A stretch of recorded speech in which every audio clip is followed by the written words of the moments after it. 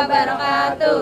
Kami dari kelompok nomor 3 ingin mewawancarai tentang eksplorasi potensi lokal. Perkenalkan, nama saya Siti Ramadhani. Saya Sofia Askia. Saya Nisrina Salsabila. Saya Jaya Mujid. Saya yang Adriansyah. Langsung mewawancarai nama Bapak itu kan? Saya panggilannya Bang Agung Wadodel sebagai penggiat seni budaya atau seniman Betawi. Oh, usahanya. Saya tuh bikin ondel-ondel dan kreativitas lainnya dari daur sampah. Jadi pada tahun berapa? Kalau bicara berdiri itu sampai sekarang juga belum ada yang tahu sebetulnya, karena ini kan cerita lama ya. Jadi saya langsung ceritain aja deh mengenai ondel-ondel aja ya, tentang ondel-ondel dan kebudayaan Betawi ya. Kalau ondel-ondel ini kan sekarang dijadikan ikon, kan gitu, ikon Betawi. Kalau bicara soal sejarahnya banyak nih. Ada yang mengatakan ondel-ondel itu sebagai pengusir roh jahat, ada juga sebagai kalau zaman dulunya tergantung daerahnya. Jadi ondel-ondel ini diibaratkan sebagai makhluk yang tinggal di dalam bumi, terus mereka mengetahui ada kekuasaan Tuhan Yang Maha Esa, alam semesta ini, bersyukur dengan berbentuk ondel-ondel, ya kan, akhirnya dia memberikan suatu wejangan-wejangan. Nah, tapi kebanyakan yang banyak dikenal sebagai pengusir roh jahat. Nah, sekarang kita ceritain dulu nih sejarah daripada ondel-ondel. Betawi ini kan maksudnya Melayu, ya kan?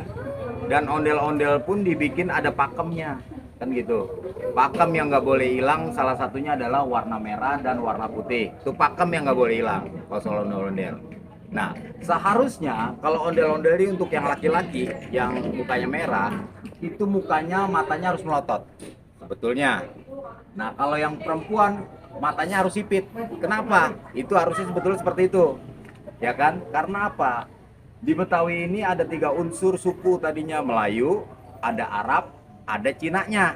Contoh daripada alat-alat permainan daripada alat-alat Betawi, musiknya, gambang segala macam juga kan kebanyakan namanya juga nama Cina, teyan segala macam kan. Berarti di situ ada unsur daripada kebudayaan Cina. Nah, Betawi ini Melayu, ya kan? Ada unsur Arabnya, ada unsur Cinanya. Kenapa ada unsur Arab dan Cinanya? Kembali lagi kepada zaman dulu. Zaman dahulu di Indonesia ini dijadikan alat untuk perdagangan, di mana datangnya para pedagang Cina, Arab, ya kan? Akhirnya dia bukan cuma berdagang, salah satunya membawa budaya dan menyiarkan agamanya, kan seperti itu. Nah, untuk Betawi sendiri akhirnya berbaur, ya kan, membuat suatu ikon yang berbentuk ondel-ondel gitu. Dan banyak lagi sejarah atau kebudayaan-kebudayaan yang lain yang ada di Betawi ini. Salah satunya ada kulinernya juga, ya kan, ada kerak telur, ada aduk dodol, dan itu semua tetap berbaur kepada kebudayaan Cina. Kenapa dikatakan demikian? Kita lihat lagi sejarah daripada nama alat-alat untuk kebudayaan Betawinya. Dari gambang itu dari mana, ya kan? Semua itu berbaur gitu. Seperti itu. Sejak kapan pertama mulai usaha ondel-ondel? Kalau untuk usaha sebetulnya saya untuk ondel-ondel ini turun menurun. Cuma saya kebetulan bukan hanya buat ondel-ondel doang. Kebetulan saya seniman Betawi, semua saya pegang, ukiran, patung, semua saya bikin. Dan sebetulnya kalau melihat dari basic saya sebagai orang Betawi, basic saya lebih luas lagi, bukan cuma itu. Basic saya apa aja? Anda masuk di dunia wartawan, saya juga di wartawan. Anda masuk di dunia politik, saya juga orang politik. Itu Betawi sekarang sudah berbaur kemana-mana. Siapa yang mendirikan usaha ondel-ondel? Kebetulan untuk ondel-ondel yang saya sendiri sebagai produsen. Ya. Bahan-bahan ondel-ondel apa saja? Sekarang ini sebetulnya kalau yang saya main daur ulang sampah, saya main dari botol. Tetapi kalau untuk ondel-ondel gede ini kan dia kan dalaman untuk badannya kan dari bambu, ya kan. Terus mukanya pakai fiber cetak, ya kan. Itu. Nah, kalau saya kebetulan mainnya daur ulang sampah untuk mengikuti program pemerintah. Dalam arti apa? Kayak sampah plastik segala macam itu kan nggak bisa didaur oleh tanah, ya kan. Kebetulan dari sampah berbentuk botol, ya kan, yang susah lah ibarat daur oleh tanah, saya bikin suatu keindahan berbentuk miniatur ondel-ondel menjadi souvenir dari kampung Setu Babakan. Kenapa Bapak mendirikan usaha ondel-ondel? Ya memang salah satu turunan juga, dan kebetulan memang saya cinta dengan budaya Betawi karena saya Betawi. Biasanya berapa pendapatan harian Bapak? Kalau saya di sini nggak harian, saya mingguan. Saya jualannya setiap hari Minggu aja. Kalau hariannya saya bekerja. Apakah Bapak sudah mempunyai cabang yang lain? Kalau untuk kondisi sekarang sudah menurun. Tadinya banyak, semua toko saya taruhin. Dan saya punya karyawan.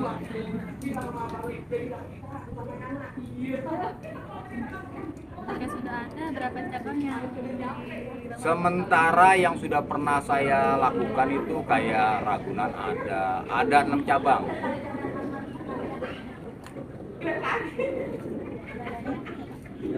Kalau kendala, saya rasa nggak ada kendala ya, nggak ada kendala. Karena kan begini, ondel-ondel ini kita jual secara souvenir ya kan, sekalian juga kita untuk memperkenalkan daripada ikon Betawi yang sekarang ini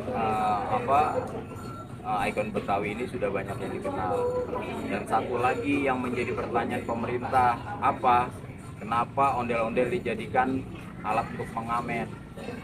Ya kan, ini yang menjadi kendala dari pemerintah, ya kan. Itu kan ikon, kenapa dijadikan pengamen? Dan itu ada dua jawaban, pro dan kontra. kalau boleh tahu itu undangannya berdiri tahun berapa ya Pak? Kalau masalah berdiri tahun berapa, ini kan jadi gini, sejarahnya itu kalau untuk ondel-ondel nggak ada yang bisa menentukan tahun berapa, karena memang udah dari zaman dulu ya. Jadi ada yang berkata tahun 18 sekian, ada yang berkata tahun 17 sekian, kan macam-macam. Jadi belum ada yang tepat gitu. Ya, terima kasih juga buat adik-adik semua sudah berkunjung ke Setu Babakan, Kampung Betawi, untuk mengetahui asal usul atau budaya Betawi. Walaupun masih banyak lagi juga yang harus banyak dikupas. Gitu. Oke, terima kasih. Sekian dari kami. Saya banyak terima kasih Bapak sudah wawancara. Nah, sekian ya. Sekian dari kami. Wassalamualaikum warahmatullahi wabarakatuh.